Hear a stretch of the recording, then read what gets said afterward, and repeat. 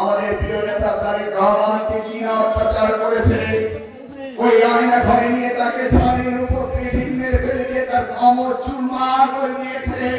কত কষ্ট করে উনি চিকিৎসা করে আজকে উনি খানিকটা সুস্থ হয়েছেন এবং অপেক্ষায় রয়েছেন যে বাংলাদেশে আসবেন এবং জনগণের জন্য আবারও খ্যাতমত করবেন।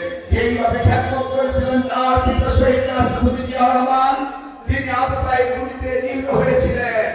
আমি আজ অবধি আমরা জানি না তারা তাকে খুন করেছিল, শুধু কয়েকজন সেনাপ্রধানের বিচার করা হয়েছে।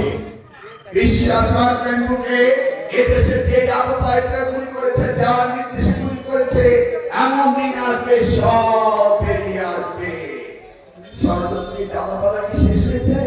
না, শেষ হয়নি। যদি ষড়যন্ত্রের দালাপালা শেষ হতো, আজকে আমির তার বড় ভাই মারা গিয়েছে, কাতার থেকে চলে আসছে, মাসুদ চলে আসছে, কামরুল চলে আসছে, আসে নাই? দেশ স্বাধীন, আসতে তার কোনো অসুবিধা নাই। কিন্তু আজকে দেশ স্বাধীন হয়ে গেল, 11 মাস অতিবাহিত হতে চলল, এই পর্যন্ত আমাদের প্রিয় নেতা তারেক রহমান কিন্তু দেশে আসতে পারেন না। আসতে পেরেছেন? তাহলে আপনি বুঝতে পারছেন না ষড়যন্ত্র হচ্ছে। ষড়যন্ত্র না হলে উনি দেশে আসতেন না। কে চায় বিদেশ বিদ্রোহে পড়ে থাকতে?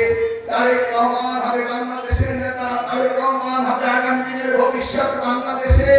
সেই তারেক রহমান তো লন্ডনে থাকার জন্য নয়, কিন্তু তিনি আসতে পারছেন না। এটি হচ্ছে বাংলাদেশে ষড়যন্ত্র হচ্ছে। আপনারা দেখেছেন গোপালগঞ্জে